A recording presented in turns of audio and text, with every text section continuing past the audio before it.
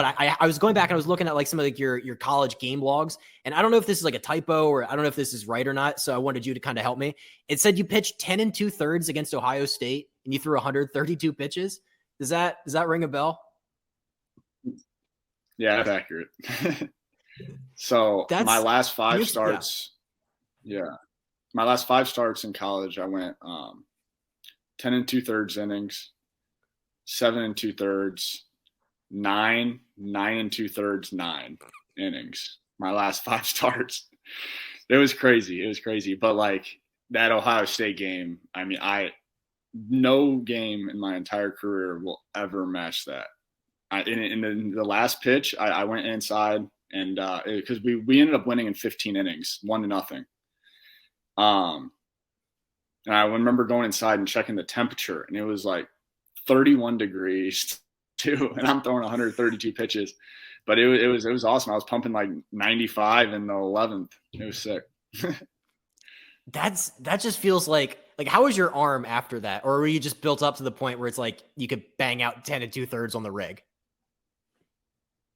Yeah, I mean this was like pre-injuries, so I mean honestly that last inning, I felt like I could go 5 more innings, you know. But the next day I was definitely sore in my back, my arm, everything. But nothing, more than usual. That just blew my mind when I saw that. Like from a conditioning perspective, do you think that it was just like being young at the time that like you were able to go out and throw that many innings? Because that's I don't know how many years ago that was, but I'm assuming that's not a common practice anymore. At least I hope not. Yeah, I hope not too. But I think at the time that was the longest a pitcher has gone in like all of college year or something. But back then, like all of the conditioning, all of the, like I said, like the weight room stuff was, I was on the ball, and it's different. It's a lot different in pro ball because you're playing every single day. In college, you're playing on the weekends, one midweek game, maybe two, and you have all of that time in the off season, everything to, be as a team and, get after it in the off season. It's just a little shorter season, everything. But I think the conditioning and the weight room aspect played a big part, and it was before the injuries. But that, looking back, I'm happy I had that game because that was the, by far the best game I will ever have in my entire life. But if it was my son or something doing it, I'd say, all right, take it easy. Yeah. Let's go into the dugout after 9, Is that something you take a lot of pride in though? Like having the ability, maybe like a little bulldog mentality, like, hey, I'm your guy. The ball's mine. I'm not giving the ball up, and I'm just going to go out there and shove for, however many innings I'm allowed. Does that sound like something like, do you have that kind of mentality? Oh, absolutely. I remember before my junior year having all the pre-draft meetings and stuff. The scouts are asking me like, what's your game plan? Like, what's your goal every single game out? And every single one I told them straight up, my goal is when I start, I want to finish the game. So I'm trying to get to 9 innings and finish the game every single time out. And I had that mentality. And truthfully, before even with the injuries and playing hurt and everything, before I felt my UCL tear in that one pitch in 2019, I still felt that way. But then it was weird. I should have known that was why. But ever since then, I would get to the third inning and I'd be like, man, I don't know why, but I'm everything feels okay, but it just feels like I'm gassed, like it's just the ball is just not coming out, but hopefully now that with a brand new elbow and everything, we'll get back to that. So. Oh, no doubt. Especially when you're going through the draft process. I'm sure that that was music to some of these scouts and teams, people's ears. I think teams value a guy like a starter who has that kind of mentality.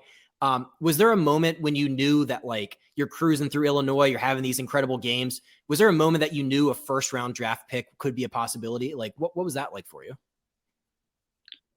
Yeah, so I went to the Cape Cod League after my sophomore year, and I was a reliever my whole sophomore year, and we had an unbelievable team that sophomore year in college. We were like sixth in the nation, hosting a super regional against Vanderbilt. We ended up losing to Vanderbilt, but just an incredible season. Go to the Cape, and the beginning, I'm like starting to interview agents and stuff, and they're like, "Yeah, talking to scouts, we got you in the sixth round."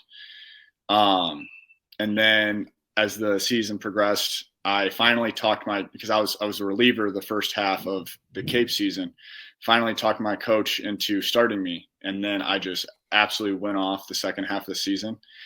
And but at the end of the season, all of the preseason mock drafts and stuff came out, and I was like sneaking in on the late first round.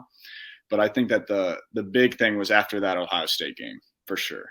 I remember talking to my agent and or my advisor at the time, and he was like, "Yeah, I was sitting. He was at the game, and he was sitting next to a Miami Marlins scout. And after the eighth inning, I think they must have like forfeited a first round pick or something, and they had an early second round picker. I don't know what it was, but they told my agent, "Hey, I'm out of here. I'm gonna go to the hotel. Like, he's not making it to us. Like, I'm just gonna dip out. He's not gonna make it to our pick." So then after that, I was like, "All right, like I think we're good to go for the first round." Wow. When did the Orioles come into play? Like, was there a lot of meetings beforehand? Did you kind of have an inkling of like where or like if they would be the ones that would end up taking you? Yeah, so I knew no doubt if I fell to 27 that the Orioles were taking me.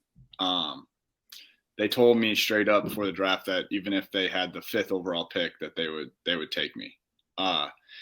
And I remember Duquette. I don't know if it was Duquette or if it was the assistant GM or whatever. I remember Dan Durst. He was the scout that signed me with the Orioles. I don't know who he's with now or what he's doing, but he texted me before I pitched at Maryland in College Park against Mike Schwarren.